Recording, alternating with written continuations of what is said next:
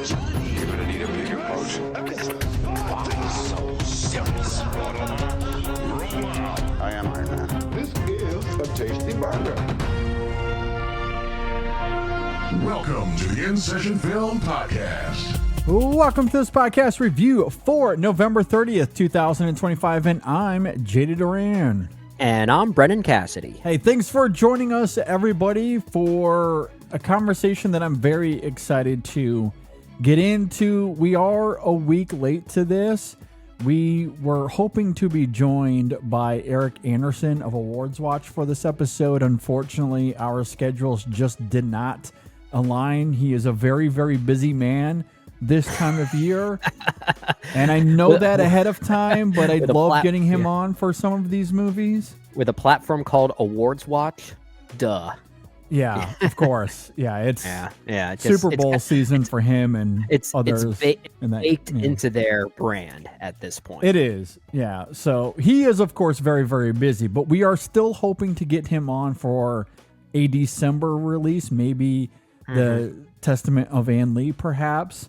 We'll see. I still need to figure out those details with him. But yeah, we love talking with Eric. We love talking with him. We've had a lot of great conversations with him over the past. I think one of my favorite conversations we've ever had on this show over the past few years was with him when we talked about Luca Guadagnino's Queer. Yeah. That was an amazing conversation. Yeah, that was really fun. Yeah, he's always a blast to have on the show. And I always reach out. I always try to get him on at least once a year if possible. Yeah.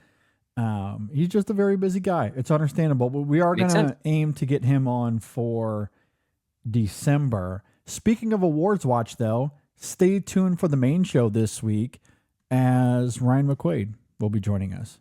So it'll be a lot of fun. That guy. Love some Ryan McQuaid. We love that guy, too. He will be here. We will hopefully get Eric later on in December, but we are here for this episode to talk about the Netflix film Train Dreams, written and directed by Clint Bentley. And what's interesting about this movie is that it has its world premiere at Sundance earlier in the year, and some high acclaim coming out of that festival, I think it's fair to say. And then I think it went to some other festivals. TIFF, I want to say it played out in some others during festival season back in September and October. And then into select theaters before debuting on Netflix last week or earlier in November. I can't really recall, but I want to say it was around November 21st. Yeah. So again, we're like a week late to it, but I think that will only make for more interesting conversation, at least from my end, because we have had a week to not only digest the film further, but also sit on the discourse surrounding this film, which is absolutely insane. And perhaps we could talk about that as well. It's at least baked into my thoughts on the movie. Okay, I have thoughts about the discourse. I'm not sure if you'll like what I have to say about the discourse, but I do have thoughts about it. Yeah, I have thoughts as well. So we'll get into that. As for Clint Bentley, do you have any thoughts on him before we get into this? I don't even know if you saw Jockey. It's not a film that we reviewed back in 2021, 22, whenever it got a release. I did see it, though, even though we unfortunately didn't have time for an official review of the film. Yeah, I sadly didn't get a chance to catch up with Jockey, but I've heard a lot of great things, especially from Clifton Collins Jr.'s performance in that one as well. And he's in Train Dreams, coincidentally. He has like a 3-second cameo, I guess is small cameo. A very small cameo, but definitely enough to prove that this is once again a Clint Bentley film. One thing I actually didn't know about Clint Bentley is that his partner in all of this is Greg Quidar, who also directed Sing Sing. And apparently, from what I understand, they work together as a writing directing duo, but they sort of take turns as far as who's directing what film. So Sing Sing was technically their last effort together. And before that was obviously Jockey. And I think there was one other film that Greg Quidar also directed that I haven't seen. So admittedly, I am a bit of a novice on this duo's work, but this is clearly their latest. I do wish I had the chance to see Jockey in preparation for this conversation because I did hear good things about it. Yeah, it's phenomenal. I really, really like that film quite a bit. Cool. In fact, when we did our award show for 2021, Clint Bentley was one of my nominees because we don't have this as an official category, but I always do this every year for my personal awards, best directorial debut. And he was one of my nominees that year for debut. Also scoring that film was Bryce and Aaron Dessner. And if you remember, that was the year of those two because they scored not only Jockey, but also Come On, Come On and Cyrano. They had a phenomenal year. Yeah, they were actually my winner for Best Movie Discovery, which is an official category that we have at the In Session Film Awards.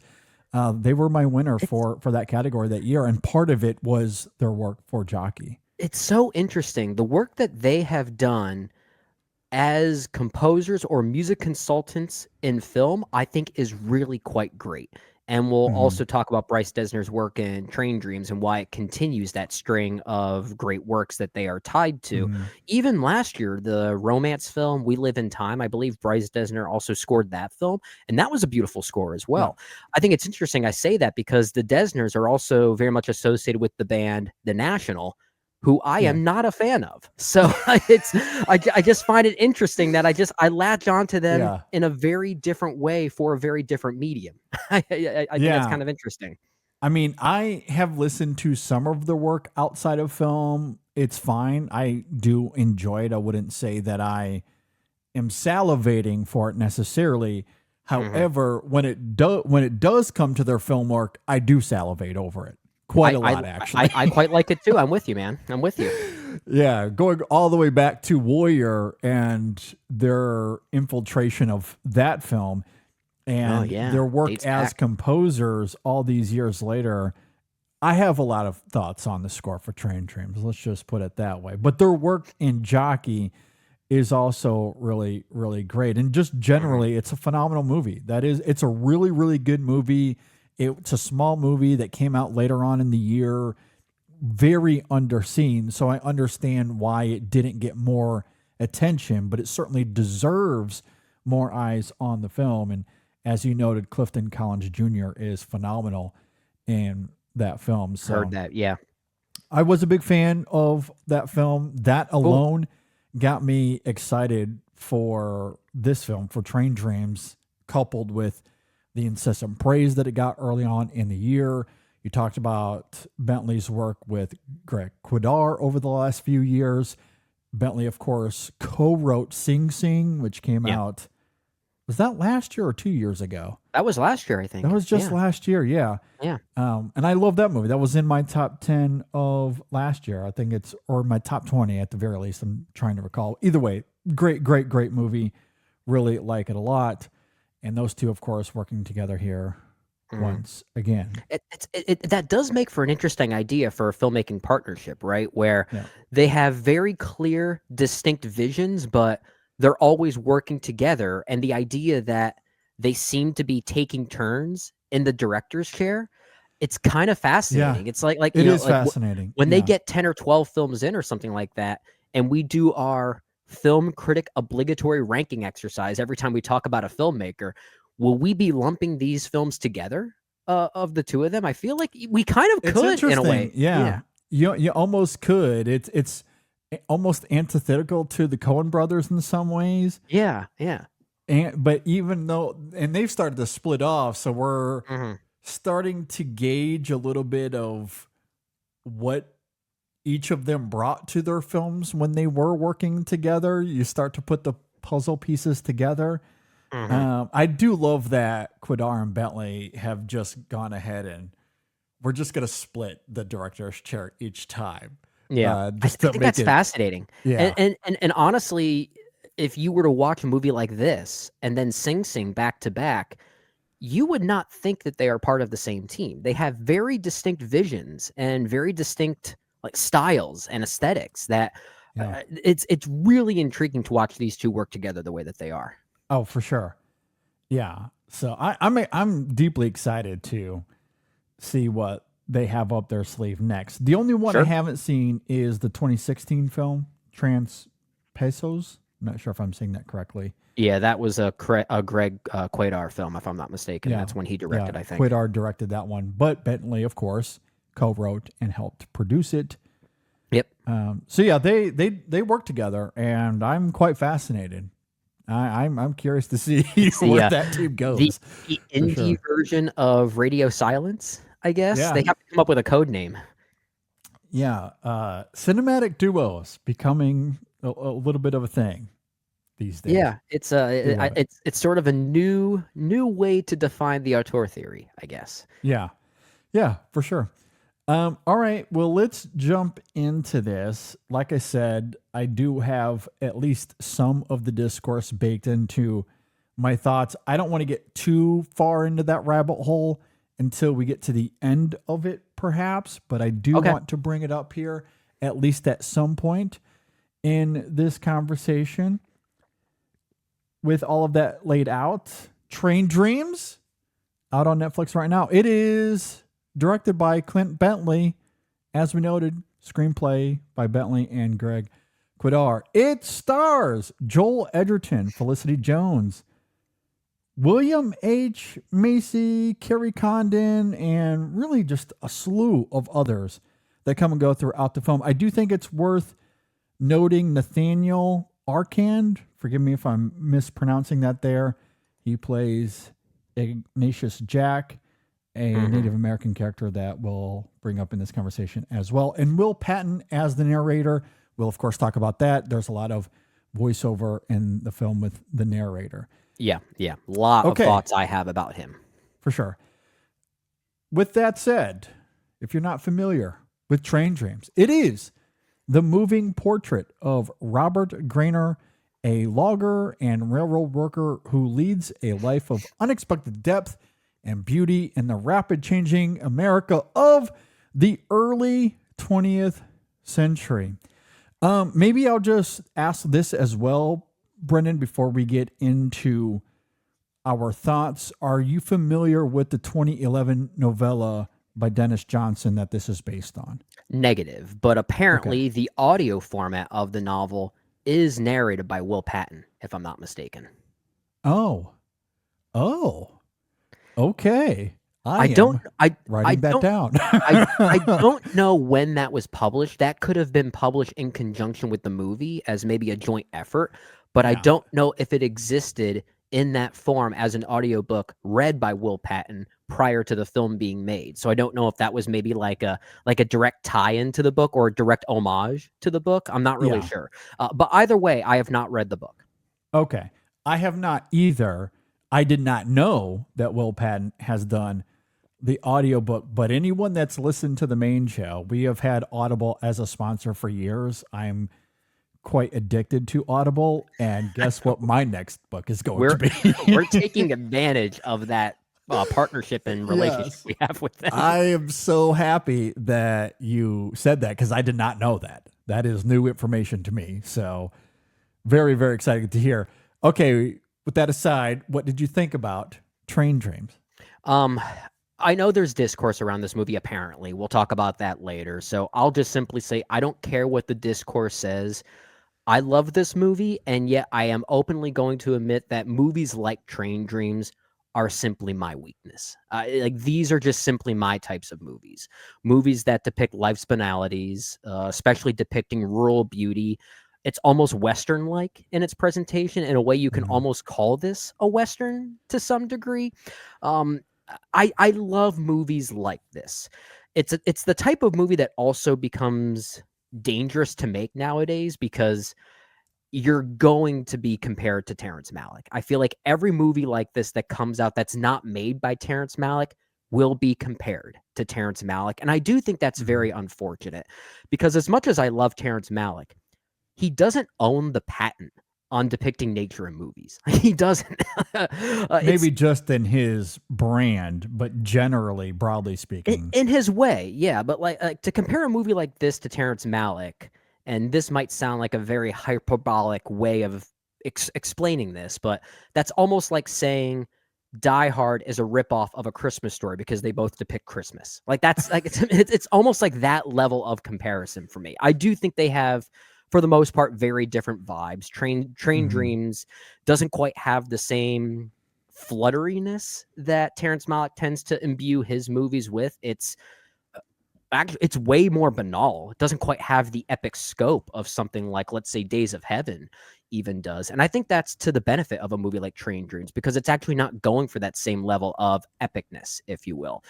It's a more casual film depicting just simply the life of a man and what he goes through and how historical it feels, how almost mythological that it feels. I'll talk more about the almost mythological sensibilities that this movie has, and a lot of that is because of Will Patton's voiceover performance. But I love the timeliness of how this movie depicts many of its ideas, because it depicts it in a way that feel like ideas nowadays that also simultaneously existed in the same way over 100 years ago. Like, just that simple idea is why I found this movie genuinely moving, whether it depicts different types of conflicts that men have when trying to provide for their families, but they also have to work for their families. And that balance that they try to achieve is a very simple conflict, but one that many of us as 9-to-5 workers simultaneously can relate to.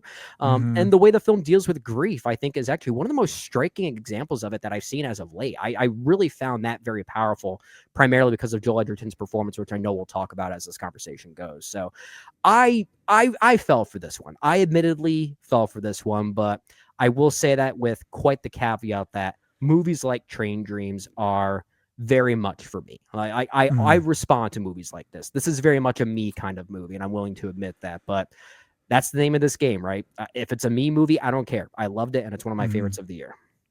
Yeah, I'm with you. I really like this one a lot. There's already been a plethora of discourse on this film, and never in a million years would I have guessed this is the one to have a Coda-esque dialogue, which I'm sure we'll talk about more at the end of this conversation. But I think many of the criticisms lofted at it are exactly why it is effective. For me, its simplicity is a major strength, especially because at its heart, it's a sweeping reflection of one man's life through the years, the deep grief he experiences, and how he copes in the aftermath of tragedy. This is a movie that aims to make you feel. It's not a thorough investigation into emotional and psychological complexity, similar to something like Hamnet, which we talked about a few weeks ago. I'm not sure if this film would have benefited from some deep philosophical essay on the human condition. For that, go see Sentiment to Value. Really, really good. I guess, or any Terrence Malick film, for that matter, or a Malick film. Yeah, I can understand if some find it cloying, but I think it is remarkably poignant and affecting in execution. There's something about this film's approach to introspective rumination and coping with loss that I just find so deeply beautiful, particularly with how it emphasizes the haunting guilt or regret we feel in the middle of our grief. And there are a couple of ways this manifests in the film, one being the Fu Sheng character, who was this immigrant Robert was working with when he was violently killed for essentially being a non-white immigrant. Yeah. Robert had to keep his head down and his mouth quiet to keep his job in order to make his living, but that choice does haunt him. The other significant event is, well, I don't know how to get around it without spoilers. Maybe soon we'll just have to give a spoiler alert, but there is a significant event halfway through this film where Robert loses people that are close to him. I'll say vaguely for now, which leads to an immense amount of regret because he wasn't there when it happened. And again, it's how the film evokes its pathos through imagery and performance. You talked about how we've seen a lot of comparisons to Terrence Malick, and I do understand that to a degree, but really this is more in line with films like First Cow and the assassination of Jesse James. It's more comparable to movies like that. Either way, regardless of where you see the inspiration, I do think this is a sublime experience. And the cinematography here is striking. It is really redolent from a visual perspective. Perhaps that's notable because this is a Netflix movie and Netflix is known for their sheen. I do not think that is visible here at all. And to your point about Joel Edgerton, he is spellbinding in a laconic, sorrowful performance. He's really, really good. There's just a lot of power, at least for me, in the divine stillness of this film, which I do want to talk about more as we go. Understand? Look, I get it. It might not be for everybody. I think the discourse has taken that a little too far, but I understand why this might be a little too sentimental or a little bit too cloying for some. I did not feel that way. This is very much a movie for me as well. I really, really enjoyed it. And even given those criticisms, some of them, while I understand subjectively, I would push back against some of those criticisms in terms of how this film functions in a vacuum. I do think it takes full advantage of its quiet stillness to say something about humanity and how we live our lives. And I do want to talk about that, but I really liked it a lot. Yeah, I have thoughts about that stillness in just a moment because I agree with everything that you're saying there. But one thing I also want to acknowledge and agree with you on is the film cinematography. It was shot by Adolfo Veloso, I believe I'm pronouncing his name right. And I did hear from a few critics some pushback on the film cinematography because apparently this was shot on digital and not on film. And there are moments here where you can sense that. But from what I understand, that Clint Bentley chose to do that primarily due to limitations with making the movie as quickly as they needed to. Yet I kind of feel like shooting this on digital does weirdly serve as an asset for this movie because it kind of, and I don't know if this was the point, but it kind of showcases maybe the changing of technological times, which weirdly kind of complements the film's large sense of scope and the time frame that it's ultimately depicting. So when we actually do experience Robert in his later years, it kind of makes sense for the film to look the way that it does. In a way, it kind of becomes an asset. So to your point, a lot of the critiques maybe aimed at this movie are things I feel like are either done deliberately or perhaps inadvertently do complement the film in some way. And the same could be said about its stillness, the quietness of this movie. This movie weirdly reminded me of, this is going to be a weird comparison, but it kind of reminded me of Christopher Nolan's Dunkirk in the way that it treats the blank canvas lead characterization. Because in many ways, Robert isn't much of a fully fledged character, but he kind of has those same like blank slates, if you will, of many of the characters in something like Dunkirk, because it allows you to project yourself into the conflict that they are facing, which in turn kind of makes you a part of the story in a way. It makes it feel more immersive. And I felt that while watching Train Dreams. In a way, it kind of gave me the feeling of looking through an old photo album of, let's say, my old family history or something like that. That was the feeling I got watching it.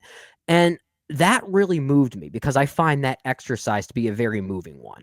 And I think this film captures that idea and the relatability of that idea very well. It's not interested in fully characterizing, if you will, Robert Grainer here. If anything, it's using him as kind of a cipher for mankind in a way, which sounds very trite to say it that way. I understand that, but sometimes that's fine. If the movie's ultimate goal is to make you feel something, and damn it, I felt something because of that approach. I agree. I very much do agree.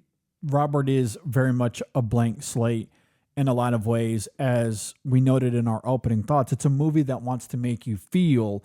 And given that that is the goal, how it goes about doing that, I do think is quite tantalizing here and ultimately quite effective. And I think it starts early on in the film. I mentioned the Feng Shui character that we see, despite the character and how limited of a role he plays in Robert's life initially.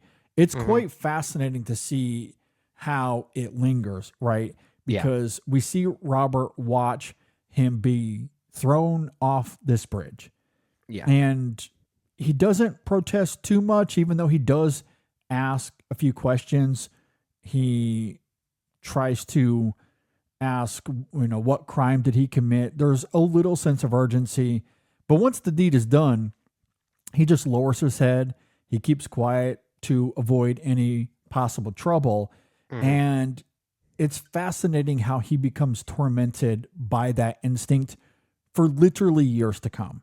There are more than a few scenes here where Robert meditates on his passivity and thus emphasizing his torment and guilt. It really does start to eat him up a little bit. And what I really love about that in this film is how it complements the film's ideas on time and what really defines humanity. There's a line in the voiceover where the narration talks about how the railroad that Robert helped build would soon become obsolete with the Industrial Revolution on the horizon. There's another moment where Robert couldn't figure out how to get a chainsaw to work. Technology and invention will always fade to history, especially as more technology and invention comes along. What the film is suggesting in all of that is that love and empathy and moral courage are the things that will define us. That's what outlives us, which is what I also love about Ignatius Jack here, the Native American character who shows Robert love and grace as he's drowning in his grief midway through the movie. He did not have to do that.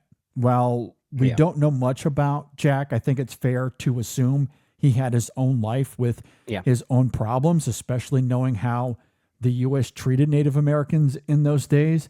And yet he took time to show empathy to Robert. I deeply love how this film denotes that our smallest choices, or our refusal to choose even, it has these ripple effects that we sometimes can't even imagine. But those are the things that make humanity what it is. And that's the brilliance of having Robert as this blank slate. Because it doesn't get bogged down in specificity as to what defines Robert specifically. We can all see that overarching humanity when it comes to things like empathy and love and moral courage, and how that has its own ripple effect in the movie. And it certainly affects these characters. Yeah. I mean, if anything, the movie's emphasizing the feelings of grief that Robert may have for maybe not partaking in any type of interference of some of these traumatic events, if you will. A lot of that is futile because it doesn't define us. Like, that's not the thing that lingers. And Robert may feel regret for a certain big event that happens midway through the film because he wasn't there to offer his support. But ultimately, as tragic as that is, it's the love and compassion that surrounded your relationship with those people that actually means much more. It doesn't mean feeling any type of negative remorse or grief for said event is not a good thing. Like, that's a fine thing. That's just human nature. But if anything, that's not the thing that's going to prevail.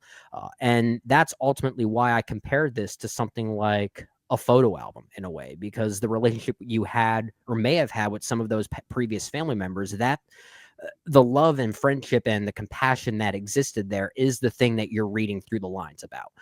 And like, that's what I love so much about this performance or about this movie, and what I love so much about Joel Edgerton's performance. I think he's very good at towing that line by making you feel what you need to feel, but it's not because we're feeling it for Robert Grenier. We're feeling it because we can understand what he's going through, because he's able to tap into something that we can also relate to. That's a very difficult line to cross, and that's also why I think this might be his best performance of his career. I think It's up there. Yeah. I think I'm ready to have that conversation. I really am. I really do think it's one of the better performances of the year so far, primarily because I think it's more challenging than some people are giving it credit for, because it might seem like a very subdued and easy performance, but the lack of explosiveness, but also not taking things too tonally soft, is kind of the magic of the performance for me. He's able to bridge that gap so smoothly in the way that this film sorely needs, and he is very much an asset here. Well, I mean, it's the kind of performances that I feel like we've championed forever as far as the best performances of the year. It's not the loud, bombastic, Oscar-y ones. It is an internalized, quiet performance. But I do think there's a lot of poignancy inside of that stoicism, especially when it comes to the grief that he experiences midway through this film. And maybe my favorite thing about what the film does here is how we see Robert simply in quiet absorption. He doesn't know how to process loss through catharsis. And that, I think, is fascinating as we see him continue into his work, into his daily routine. There is this stillness, this utter lostness that he cannot escape. And one of my favorite moments of this in the film is that incredible moment of Robert simply laying out in the rain. It's devastating, one, because of Joel Edgerton and what he brings there, but I also love it just because it's this moment of pure surrender. Yeah. He had no choice but to simply accept the reality of what happened, and it acts almost as if a baptism of sorts. Nature washing over him, providing no comfort or answers whatsoever, which, if you want to take that from a religious perspective, and this isn't a film that is philosophical or religious, but if you look at it from that perspective, it is an interesting contrast. It allows you to look at it that way if that is your thing, essentially. If it is your thing, for sure. Yeah. And I find it so engrossing that the one moment of real catharsis here is when Ignatius Jack shows up to offer him food and comfort. It's such a fascinating juxtaposition to the torment he felt in regards to Fu Xing, as we talked about, and why I think that element of this film is really vital to Robert's characterization. To show him kindness in the middle of his grief is one thing, and since the film relishes in the subtlety, it doesn't overtly bridge the two, but I think there is a thematic through line here where you can tether Robert's torment to his grief. Robert, of all people, would have recognized the importance of that empathy, the empathy that Jack shows him. And I think that's what pushed it to catharsis. Because again, we had seen him grieving quietly, very stoically. There was no moment of outward emotion in Robert until Jack shows up. That's the moment where he finally lets go. So it's one thing to be grieving. It's one thing to be tormented by guilt because you were so passive. Maybe you showed a lack of empathy.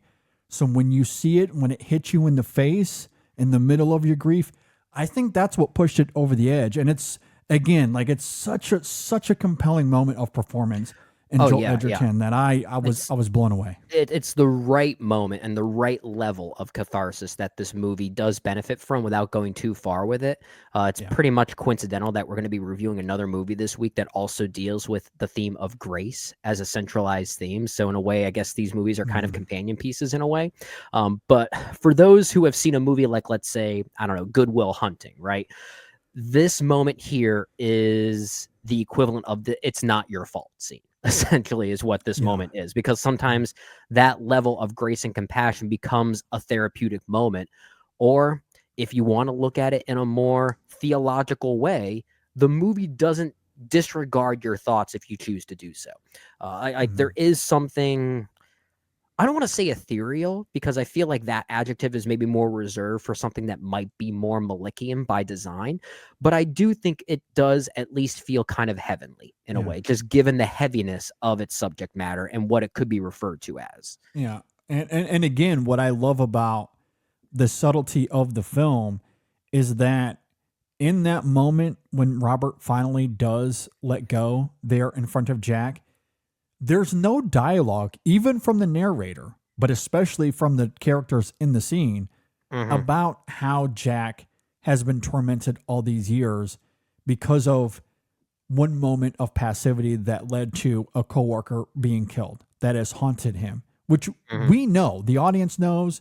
Robert is certainly aware of it, as I noted, but there's no overt attempt to bridge those two things together.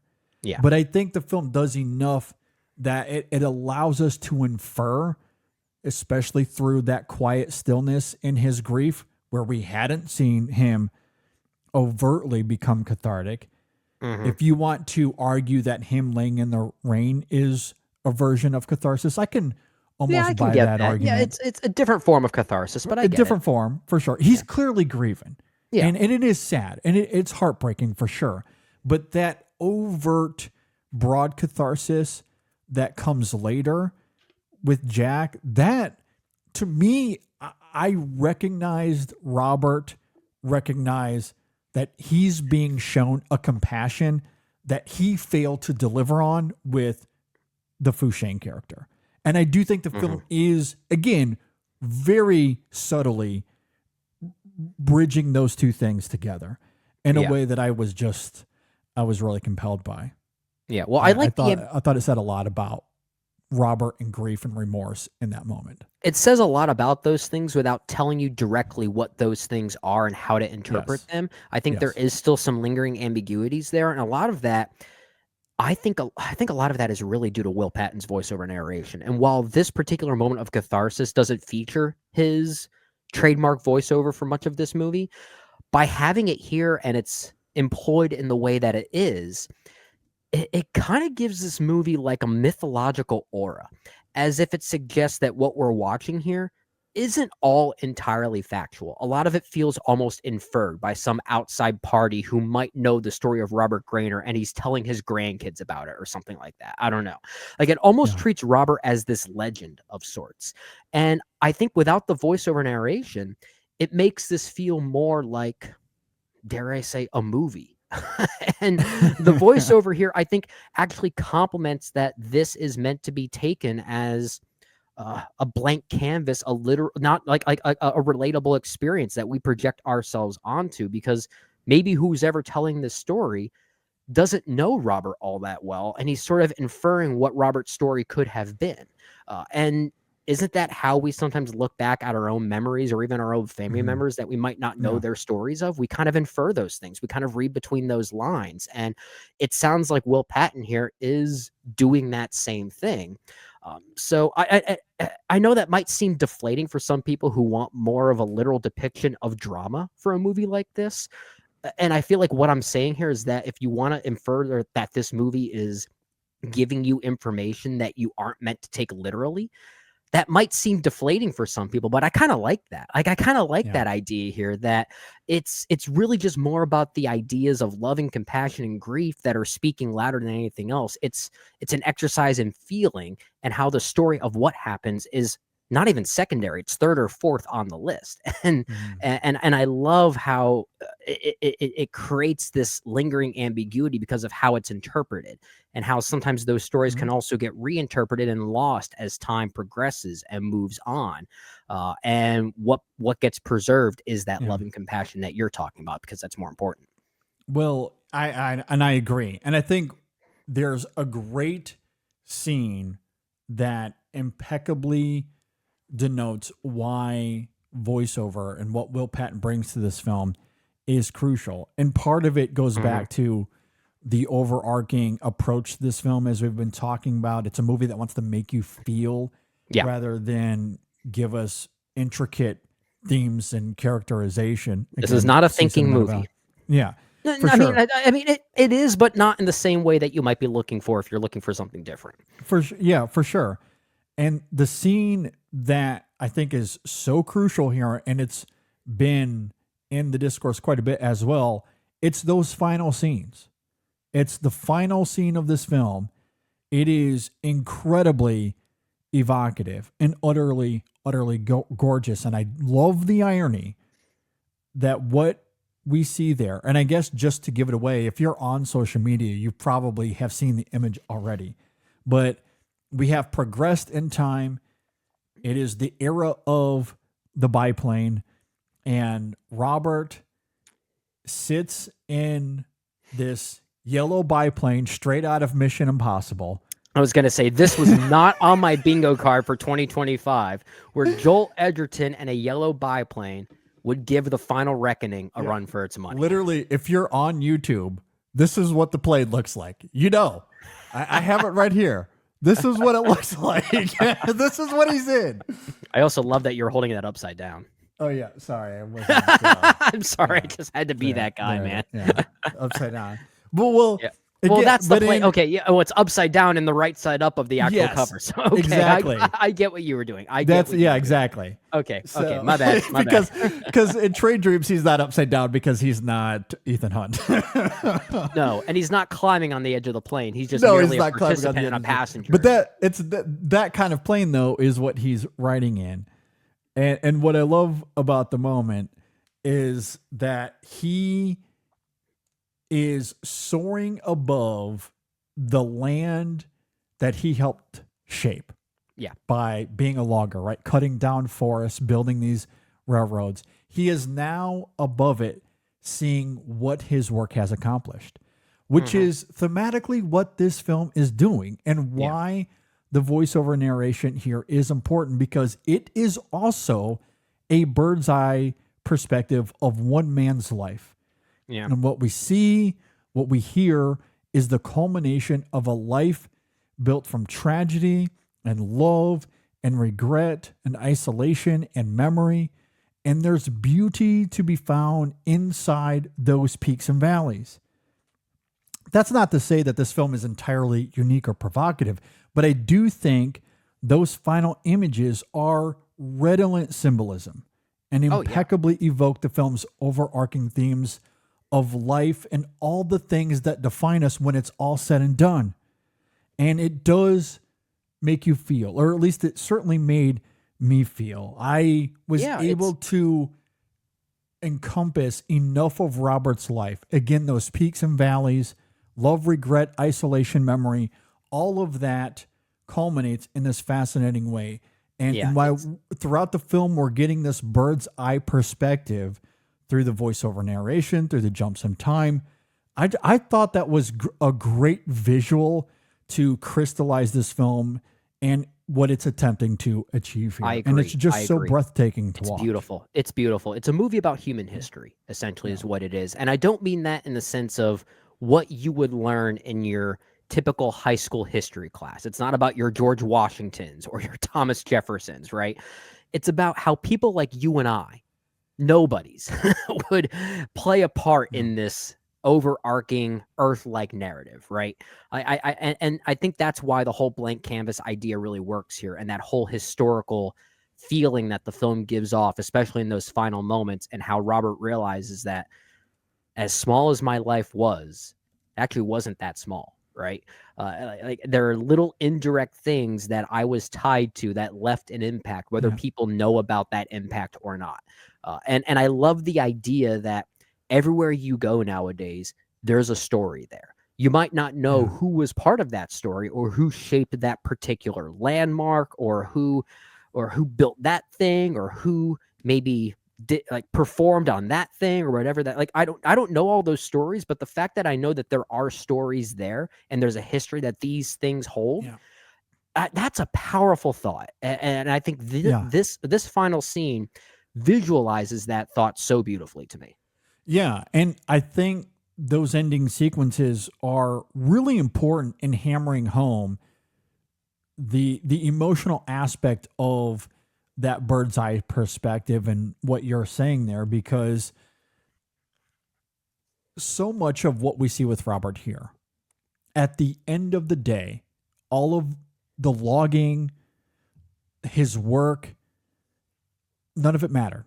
Yeah. None of it mattered Yeah, because true. the railroad that fostered so much guilt that haunted him for years, it became obsolete almost overnight. Mm-hmm. Did not matter. A wildfire just scorches his land, takes everything from him Yep. overnight. So, like, Yeah. all of these things that we get bogged down in our day-to-day lives, they don't define us. They don't matter because technology and invention and time, it will always overlap. Time is undefeated. Undefeated will always be undefeated. So, again, what stays with us at the end are the emotional peaks and valleys. That's ultimately what stays with us. And I think that's what's so important about those final scenes and denoting that. That Robert's life was never about the logging. It was never about his accomplishments. Yeah. It was always about the emotional journey because that's all we take with us. That's all that will ever define us at the end of the day. And I do think that's really gorgeous. If some people I find agree. that cloying, whatever, I mean, to each their own, I guess. But Yeah, I mean, I guess you're thought it too was cynical beautiful. for this movie. That's fine. It's just not for you. Maybe, maybe.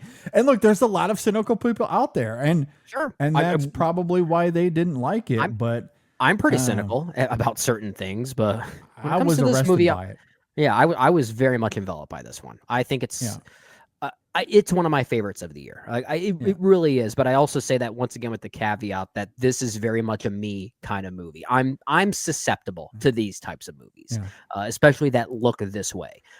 So I hate going into a movie like this with this particular mindset because you can't really do that as a critic. But I kind of went into this in 5 minutes and was like, yeah, I'm gonna love this. This is already I'm already in. It doesn't matter what happens. I'm in. Yeah, and to further give weight to the sense of time and history that we see here, I do love some of the details that this film gives us in the sense that at the beginning of the film, it is clearly the late 1800s. There's the expansion out west, but everything is rugged and raw. They are living in the wilderness. Society hasn't fully become modernized to what we know it to be today. Yeah. But then you get to the end of the film and you get that great lingering shot there, the mirror shot when Robert is looking into the glass. He is looking at footage of man going to the moon. He has no clue what he's looking at. Completely clueless. But that or idea, just the simple act of looking in a mirror, and I guess the narrator says something like he hasn't looked at himself in a mirror in over 30 years or something like that. Exactly. So to go from the rugged, raw wilderness of those opening scenes to man going on the moon, the vast contrast of that, I think, is blistering. Or you think about that moment earlier in the film when this random stranger approaches Robert and the rest of his logging group, and he asks for a name. And one of his coworkers, one of the loggers there, gets up and starts to run away. And this stranger runs after him, guns him down, shoots him, kills him right there, says something to the effect of, if you have a problem with me, we'll handle it right now.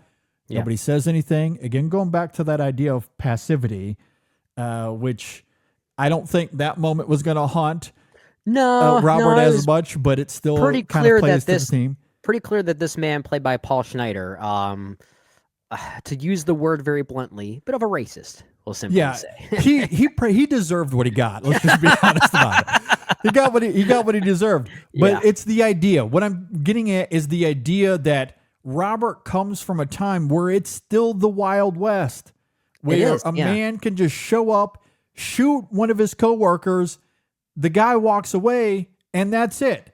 A But black just man, a few too, going to decades, do that, just a few decades later, Robert walks into a fully realized society, one that we recognize today. You can't do that today. But it was the Wild West still back then. So that's the amount of time that we're talking about here. There's also a great moment where art, and boy, do I want to talk about art as well, where he's talking to the rest of his loggers about how the trees they're cutting down are 1,000 years old. And then it's kind of crazy that they're out here just killing all these trees. The loggers even talk about how the trees are almost sentient. Yeah. That they have their ways of getting revenge for cutting them down. Like, it's just fascinating to hear how this film toys with time and how it visually through direction and through cinematography show us the variation of time to really give a weight to the history that it's depicting and how it complements that emotional toll, the emotional, we've lived a whole life, and at the end of our life, this is what we have to show for it. Well, and especially, I think the film is, again, like I used the word sweeping earlier, and I think that's appropriate because it's not grand in the same ways that a lot of other films are in terms of world building, but it is grand in terms of emotional world building. And I was, as I've been talking about, I ardently love that here. And the fact that many trees, especially the ones that these loggers are seemingly cutting down, many of them live for thousands of years. So if you want to consider them as living things, they've witnessed so much over the years. For them to be cut down like this, it's as if they're cutting their own lives short. So there is an emotional effect that it leaves. And I love how this movie portrays that as an added metaphor for time's passing, to your point, JD. And it doesn't feel the need to become this heavy-handed environmental theme or something like that. I guess if you want to interpret it that way, you can, but it doesn't feel like it's a priority.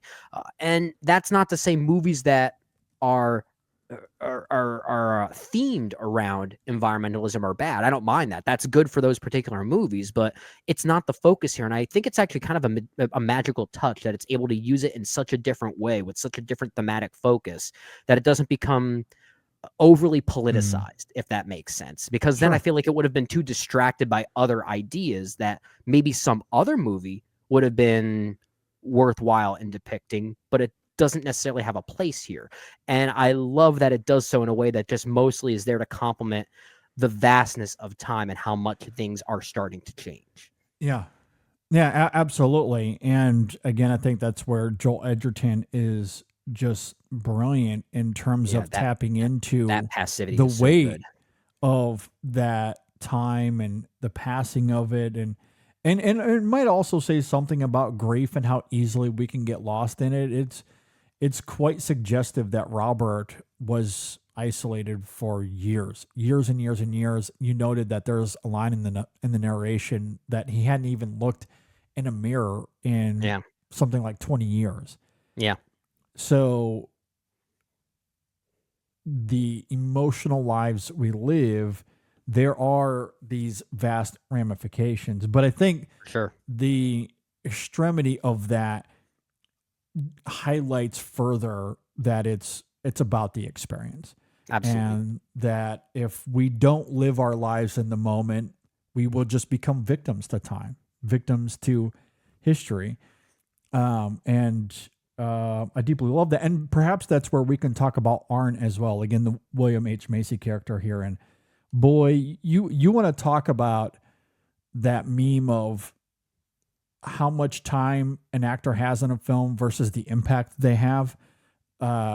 William H. Macy is quintessentially that for me in this movie. He blew me away. He was unbelievable. He's getting some potential campaigning love for this movie, if I'm not mistaken.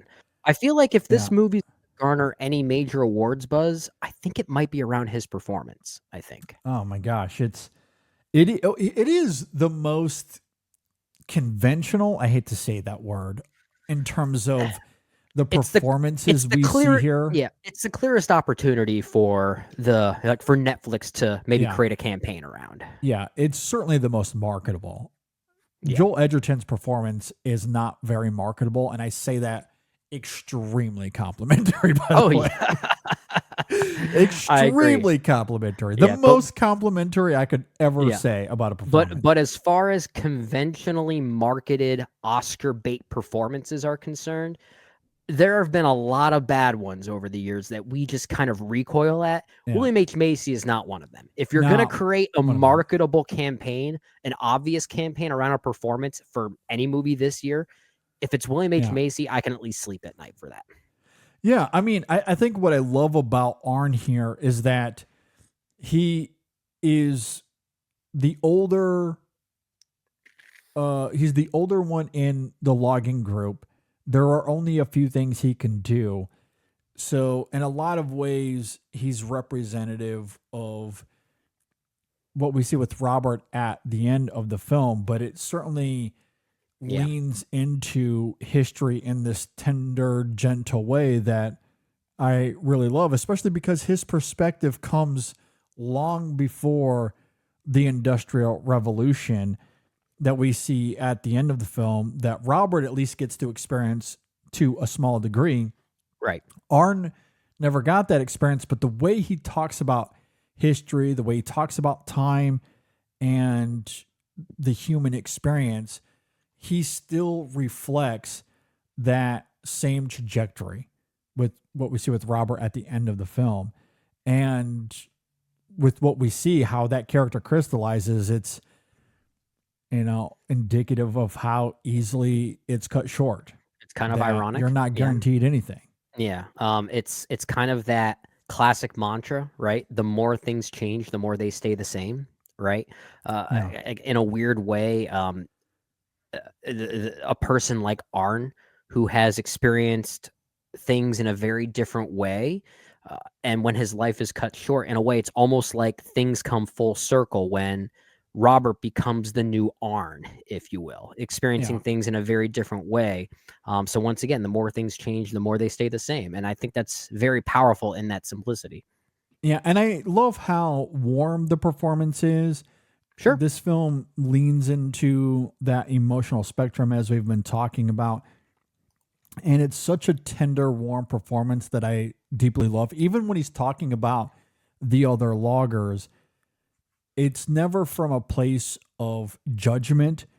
It's not cynical. If anything, what he conveys in those dialogues is sadness, that things are changing. He doesn't quite understand, or the young people don't fully understand. Again, circling it back to the idea of we're destroying history here. These trees are 1,000 years old. The younger people in those conversations, they don't understand the weight of that history.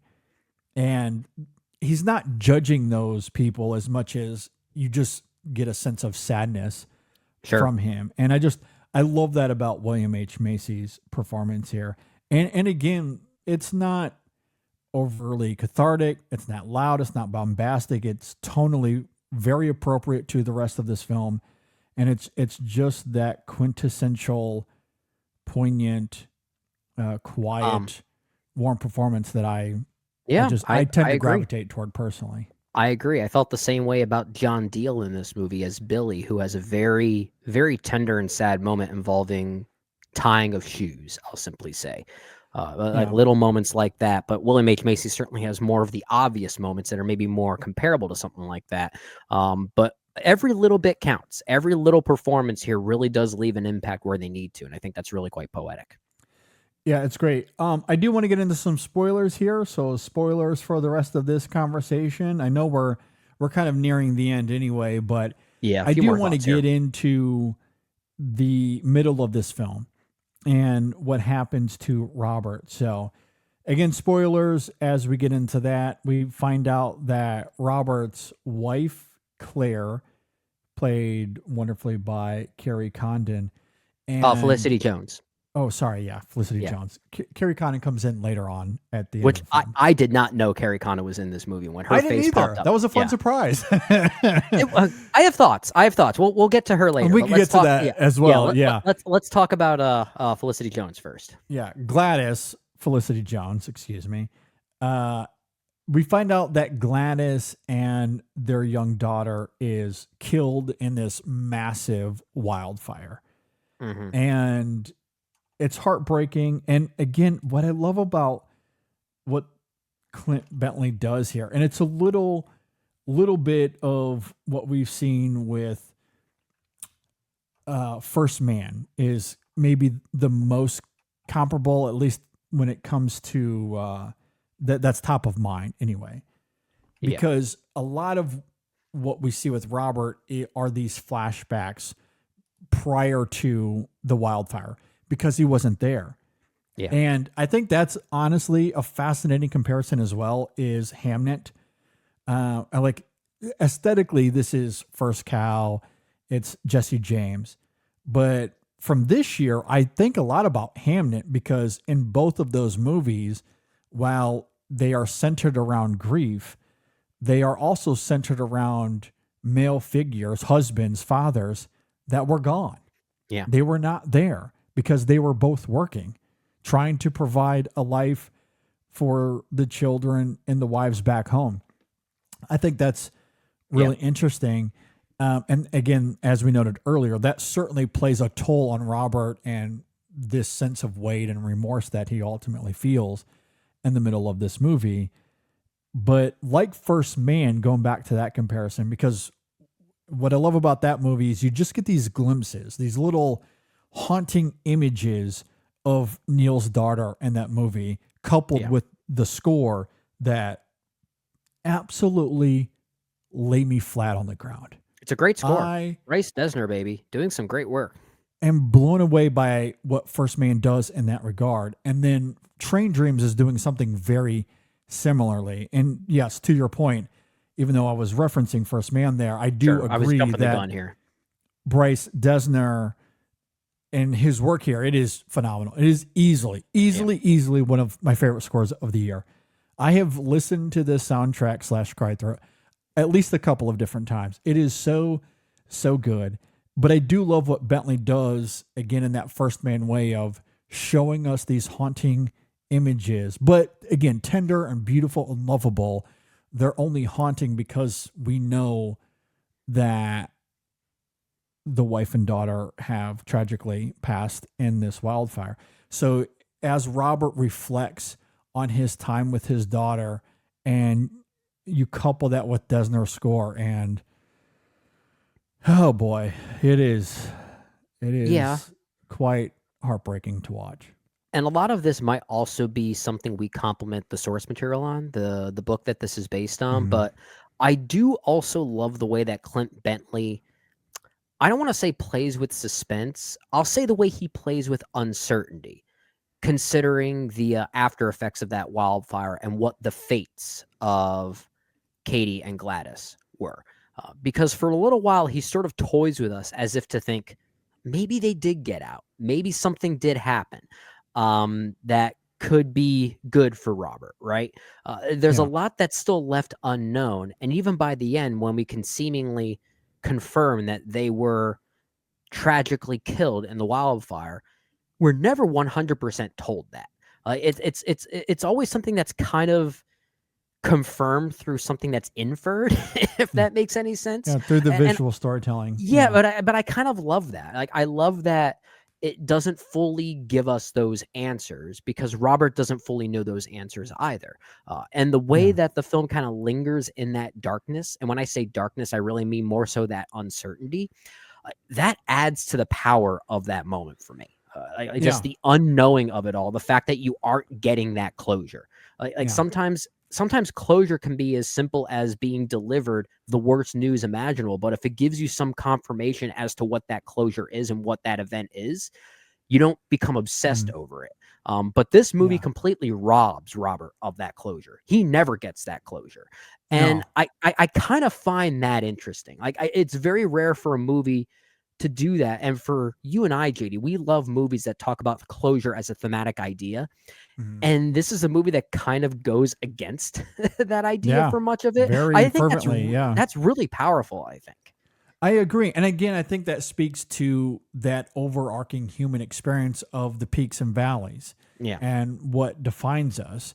So I do think it plays into that. And I think what's important to what you're talking about there, that to me is why the moment of Robert laying out in the rain is so vital here, because Mhm. we are never given the answers as to what happened to them. Even Right. the voiceover narrator, all we hear from Will Patton is that Robert went out looking for them for weeks before finding nothing. Yeah. So in the aftermath of that, of looking for them for weeks upon weeks upon weeks, what we get is this tender, incredible moment of Robert laying in the rain again in surrender. That's the moment where he just finally accepts Yeah. that they are gone. They're gone. Yeah. And there's nothing that he can do about it. So the baptism that comes out of that, it is born out of that ambiguity, which I do really love. And then you get to that other element of the film at the end when this random girl shows up out of nowhere with these wolves. Yeah. And he just automatically infers that this is my daughter. I'm going to bring her in, fix her leg up, and I'm going to treat her as if she's my daughter. But again, we don't know if that's true. Yeah. It probably isn't true. It'd be wild if that was true. But that's something that he made up in his mind because all of a sudden it becomes a he Disney wanted it movie to if be that were true. Wait, say that again? All of a sudden it becomes a Disney movie if that were true. For sure. Yeah. Who knows? Wild coincidences happen all the time. Yeah. So you never know, but it's likely a fantasy born out of his grief that he just wanted that to be true. Sure. So he helps out this girl in need, but we're never really fully told. And I do love that ambiguity. I think it just, again, it complements so much of the visual storytelling here and the emotional storytelling. Yeah, that we see. I'm with you. It's interesting for a movie to give us closure in a way that's actually not about giving us closure. That's about like anti-closure. Closure through anti-closure. It's a weird way to go about it, but I think that makes this movie very unique. Absolutely. In a way, that's why I also thought of something like, and this is a weird comparison in a lot of ways, but the film A Ghost Story. I thought about that. Oh, I think with this film. I think they are pretty tonally similar. Yeah. I think they have very similar kind of meanderings, if you will. Some meandering, some haunting qualities. Yeah. A lack of closure. Yeah. I think they're kind of working on the same plane in that way as well. No, that's a good comp. That's a very good comp, actually. Yeah. And again, to that point, I understand why it's not for everybody, but I loved it. That's totally my cup of tea. 100%. I mean, yeah. Should we talk about the discourse a little bit? I know we sort of danced around it, but we haven't addressed it head on, if we feel like it's even worth talking about. Well, I mean, we can certainly talk about it because again, like and maybe this is my own cynicism coming to the surface here. I don't know. I understand more when it comes to something like Coda, for example, even though I feel like the discourse around that film is kind of absurd as well. But that is a film that it is a crowd pleaser through and through. And maybe as a result, it feels a little bit like a film that would be recognized by the Academy decades ago. So from that perspective, I can somewhat understand it. Or the Bohemian Rhapsodies of the world. And we are still getting biopics like that all the time, or movies of that vein all the time. I wholly understand where the cynicism towards those movies are coming from. But Train Dreams and Hamnet, I really do not understand the vitriol toward those two movies. If you don't like them, that's fine. Look, we can have a dialogue about that. We can have a discourse about that. I totally get it. But the vitriol, like the deep, bitter vitriol, is mind-boggling. And if you ask me, it comes from specifically only one place. And I think you know what that is. Twitter? No. Oh, okay. I mean, I'm not talking about a platform. I'm talking fundamentally. Okay. Where that vitriol comes from. It is awards. Well, it is awards as sports. That's where this comes from. Yeah. And I have thoughts about the discourse surrounding Train Dreams in particular. And if we go to Hamnet as another example as to where that discourse is stemming from, you're right. It is all around awards, which means whatever ends up happening to a movie like Hamnet after award season, we're going to forget about that discourse. People tend to forget that the discourse around movies like, I don't know, Marriage Story also existed. There was discourse around those movies, but we don't talk about that anymore, right? I think the discourse around Train Dreams, and this is going to sound very harsh, and maybe, admittedly, I'm just not in the world of that discourse as heavily as others. I think the discourse around this movie is made up. I don't think it exists. I really don't. I think it's a few people very loudly against this movie that certain critics decided to amplify and call discourse. There are pieces being written about this movie now as the discourse, and I'm like, you guys need to shut the hell up. Like you're making up discourse as if it's a narrative to just try to sell discourse. And I'm starting to feel like we're at a point now when one or two people are very loudly against this movie, and it's like, oh, now we need to manufacture discourse. We need to turn this into discourse. I kind of get it for Hamnet because that's an awards player that already has that narrative around it, but Train Dreams doesn't have that narrative. And I feel like we're now at a point where we have to weaponize it in a way. Yeah. And it's kind of annoying me. Like, I think the discourse around Train Dreams is just, I don't think it exists. I really don't think it exists, honestly. Okay. So 2 things. I have 2 responses to that. Okay. Either you're right and I live in complete hell, or it does exist because I've seen a lot of it personally. It's all over my timeline. I have too. Both sides of the coin. I have, and it's only being retweeted by the same people for me.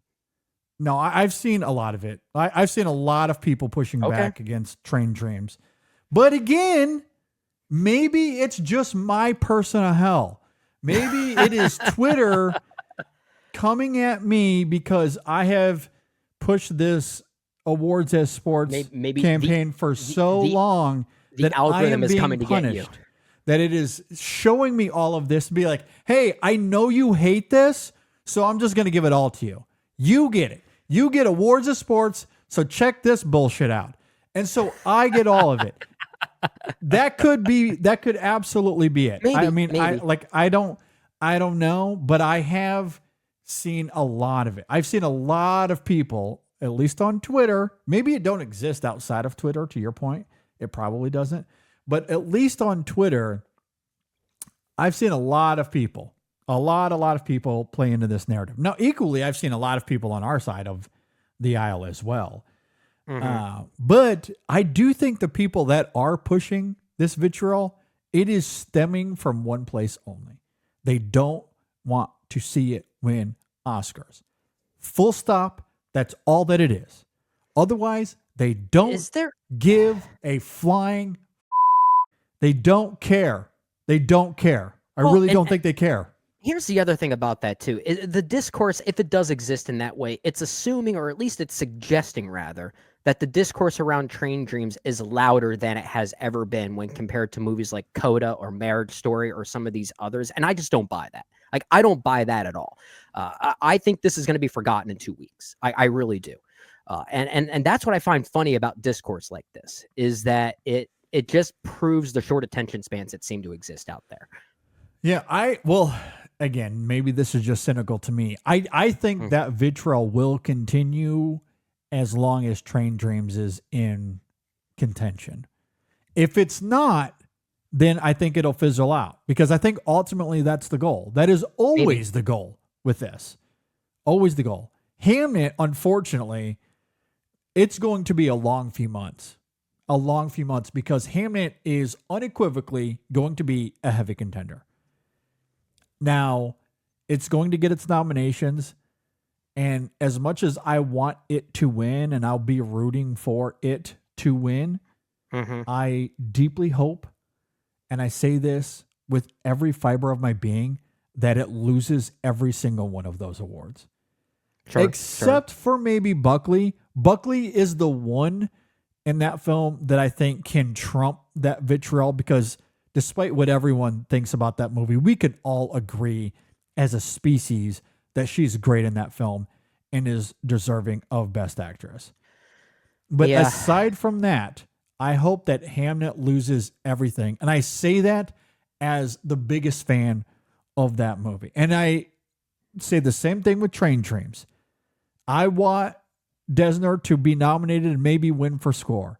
I want this film to be up for a lot of things. I would love for Joel Edgerton to be up for Best Actor. It can get its nominations, perhaps. I think I can at least root for that. But I deeply, deeply hope that it doesn't win a goddamn Oscar. I hope it goes home with a giant goose egg. Maybe the more we talk about this, the more I'm willing to admit that this is purely a me thing in that regard. Discourse just doesn't affect me anymore. Like, it really doesn't. If a movie gets a lot of discourse and a lot of hate, I just don't care. I just don't care anymore. If I love it, I'm happy. If I don't love it, it's not going to affect me. Like, none of that affects me anymore. I don't give a crap if this movie goes on to win any awards. It's one of my favorites of the year, and the discourse is not going to allow me to participate any differently. It certainly doesn't affect how I love or vote for a film at all. I mean, our Critics' Choice nominations are coming up very soon, and Train Dreams, sorry to the haters, going to be a big part of my ballot. Big part of my ballot. And I hope it's, just from that perspective, I hope that it does get a lot of love this award season. But I do find, and maybe this is the disparity between you and I, and maybe it's because I'm on there more. I don't know. I do feel like mathematically I tweet more than you. So there's at least that. I'm on there a lot, but I don't tweet as much. I most of the time I tweet just to retweet one of our episodes or something like that. I feel like a lot of your timeline is just in-session film stuff and the occasional music stuff, and on Saturdays maybe a Penn State tweet. Yeah. But even so, I tend to go through the searches wait, there's discourse on Train Dreams. Let me look this up. And it's well, this looks no different than nearly every other movie that's up for potential awards. What is everyone getting all hyped up about here?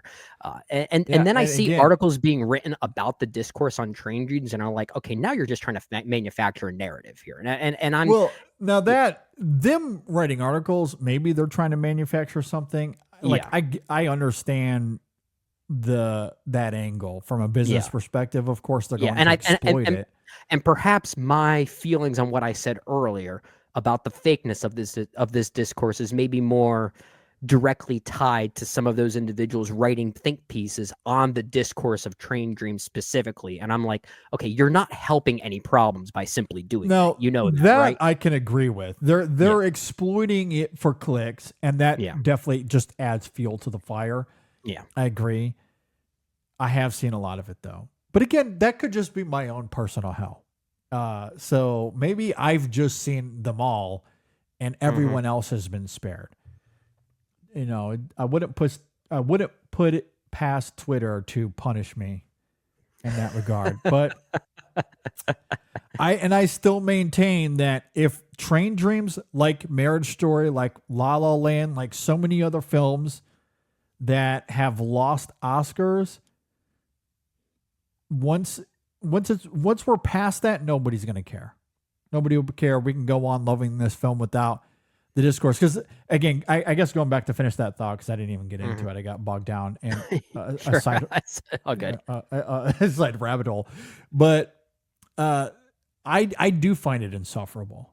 I do find it deeply insufferable. And maybe I find it insufferable because I don't find it honest. I don't think it's genuine. It's disingenuous, because it's all about sports. It's all about I guess, talking about art as sports. yeah. And that to me is what drives me nuts. If there was a genuine good faith argument as to why you don't like Train Dreams, that's one thing. I can listen to that all day. We can have a genuine good faith dialogue about that. But that's not what this is. This is people rage baiting for clicks and because they want to see something else win. That's all this is. Yeah, maybe we can have a different conversation, maybe for bonus content or something like that, as far as our relationship to discourse these days. Because the more I was at a point maybe some months ago, maybe even a year ago, where all of those rage bait, clicky, discoursey rebuttals, if you will, would certainly provoke a thought out of me. But now I'm at a point now where all just seems like hot air, and I just don't care anymore. Well, I agree. It's definitely hot air. It is, but I don't think there's any weight to it. But I just don't find it insufferable anymore. Like, it doesn't bother me anymore. I just nothing about it means anything to me, and maybe that's why I feel like the discourse on Train Dreams doesn't exist as much, as because I'm just not affected by it anymore.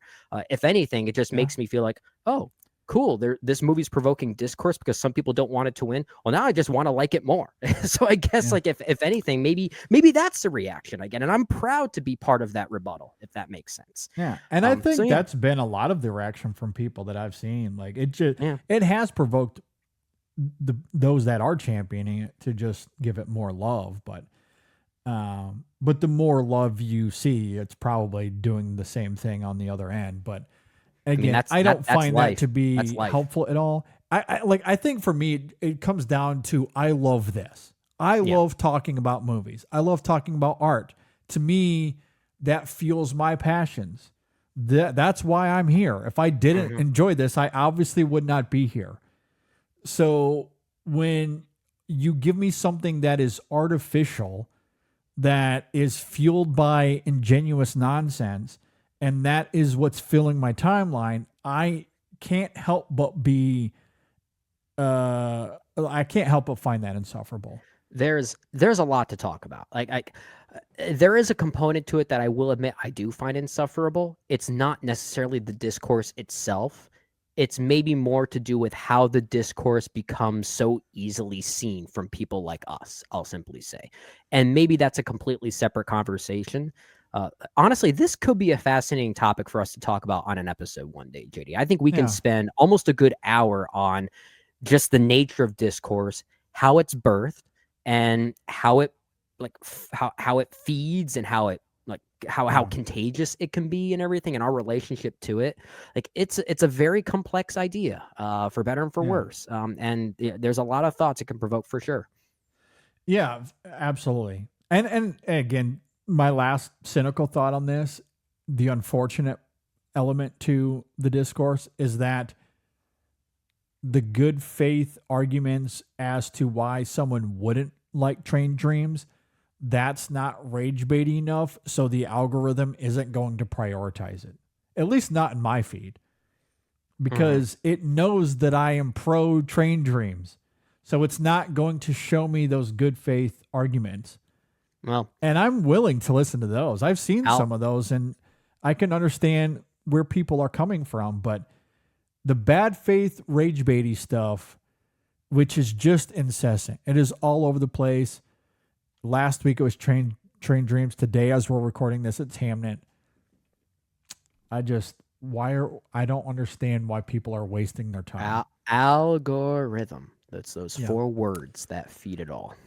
Exactly. Anyway, Train Dreams rules. I love it. It's great. Yeah. Yeah. A few additional thoughts, maybe, since there are a few things we didn't get a chance to acknowledge. Carrie Condon's in this movie. Did not know she was in this. She took me by surprise. Maybe a little bit distracting for some of it. But that's maybe because I just didn't know she was in it, so that's more my fault than anything else. But I do think she's effective here. She has a few lines of dialogue that are absolutely scorchers. I have one written down where she says something along the lines of, "That's where all those beliefs and religions come from. Same story, but different slants in relation to nature and stuff." I think that kind of summarizes the movie quite well.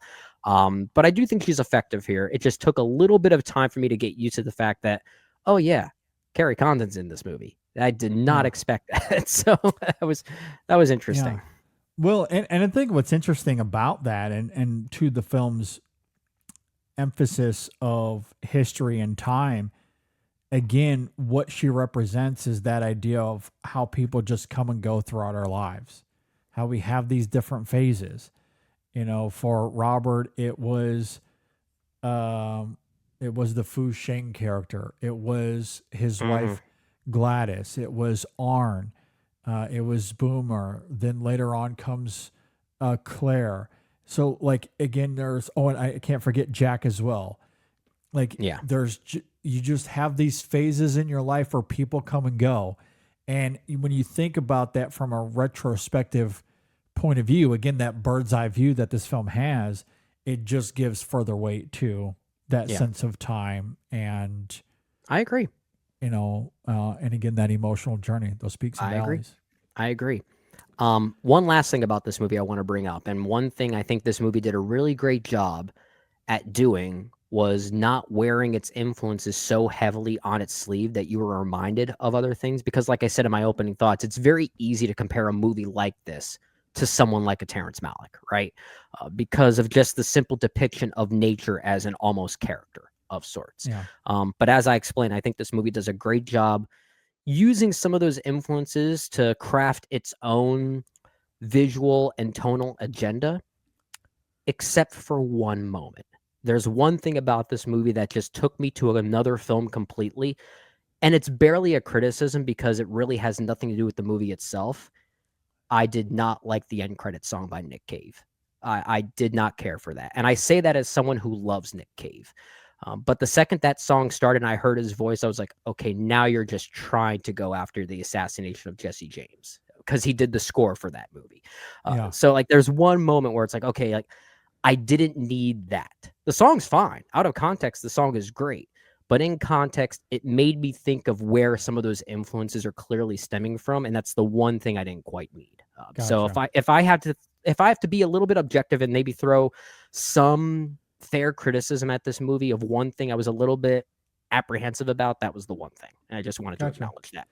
Okay, yeah, that's very fair. I guess because I saw Jesse James all over this movie. Again, not in a Mhm. negative way, but I definitely saw it as inspiration that Sure. I was certainly not taken aback by that specifically. But again, I think what's great about this film is that even if it does wear its influences, and I don't think that it does, but even if it does, I think what's great about it is that it's pulling from a lot of different places. It is, And, yeah. and again, Malik is kind of last on the list as far as Oh I'm yeah, concerned. I agree. The vibe is definitely closer to someone like Andrew Dominic, for instance. Yeah. But even so, it's not so beholden to that vibe. Like it still feels like its own thing. If anything, it's just that Yeah. one Nick Cave song was the one moment where I thought, okay, maybe you're a little bit too beholden to that Yeah. vibe. But for the most part, I think this movie does a great job using it to its advantage to create its own identity. I agree. Yeah. Again, if anything, I think it's a concoction of Jesse James, but also First Cow. I mentioned a ghost Mhm. story earlier. Leave No Trace. I thought Sure. of Paris, Texas, especially given some of the tone of that film. Like It's another I good think comp. it's a concoction of all of those things. I don't think it's just pulling from one place. I mean, Malik is a part of it, but I think he's part of something bigger than just, Yeah. oh, this Yeah. is reminding me of Malik. Yeah. Again, Malik was kind of lower tier for me in terms of inspirations here. Yeah, I agree. I completely agree, and that's why I wanted to make the Yeah. dangerous comparison up front that anytime a movie like this that depicts nature in this way, it's going to be compared to Malik. It always is, and sadly, I think that is the case, and I think it's often unfair. And I think in I this agree. case, it would be I unfair. agree. Yeah. I mean, I'm sure Bentley was drawing from Malik a little bit, but again, I Mhm. think he's drawing from all those other movies we mentioned. There's Equally, there's if not yeah. more so. There's a great interview with Clint Bentley on The Big Picture with Sean Fennessy, and I think Sean brought up the idea of being compared to Terrence Malick, and it was the one moment where Clint Bentley seemed to be a little bit apprehensive with how to answer that question. And you can kind of tell it's like, I wasn't really going for that, but yet I know people will always assume that a movie about nature or depicting nature will be compared to that. So it kind of threw him off guard, but I think that also kind of further proves our thought that Malick was not necessarily on his mind when making this movie. Yeah. And sadly, you're going to be compared to that, just given the sense of place of it all. Yeah. Given the sense of place and also the voiceover narration, which Malick uses a lot of as well. I get it fundamentally, but I do feel like the approach is quite different. I agree. I feel like they're using similar tools, but the portrait they paint are quite apart from each other. Yeah, I'm with you. So again, I understand the comparisons, but I don't I think Malick is very much lower on the list. But Malick is his own thing. Yeah, Malick does Malick, and that's it. That's and no one else does Malick. We'll simply, unless you're mimicking Malick as like the dig, like the dig, exactly. That's different. That's different. Yeah, that's very different. Yeah, but I do love the cinematography. I love the editing here. Love the narration, the score, of course. I think it's a really well crafted movie, an emotional one, and I vibed with it wholly. Yeah, I did too. I loved it. I did too. It's one of my favorites of the year. All right. If you agree or disagree with anything we had to say here, if you're watching on YouTube, leave a comment below. If you're listening on Apple Podcasts or Spotify, hit us up on social media, Facebook, Twitter, Instagram, Blue Sky. You can always email us insessionfilm@gmail.com. As for this week, so we just talked about Train Dreams. We have another review coming as well. We are going to be talking about Wake Up, Dead Man, the latest from Rian Johnson and the Knives Out trilogy. That's coming as well.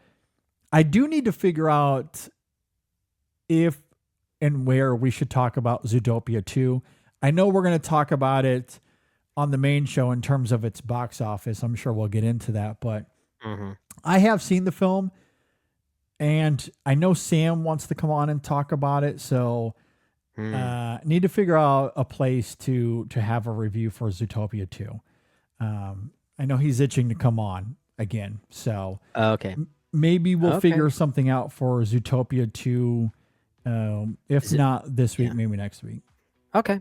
Yeah, we'll take a look at the schedule. Maybe there's a lesser number of movies we can prioritize next week, and that we can make room for a late review of Zootopia 2 or something like that. Yeah, and I think it's worth getting into, not just because, I mean, I really liked that first Zootopia quite a bit, actually. Same here, yeah.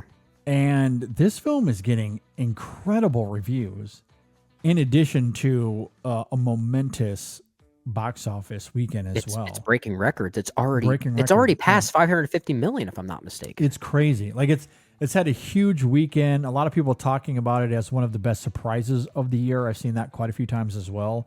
Yeah. So I think it's worth talking about. Worth digging into. And like I said, Sam really wants to come back. So we'll have to figure out a time and a place for that. So stay tuned. Okay. We'll hopefully have Zootopia 2 as well. Maybe more to come.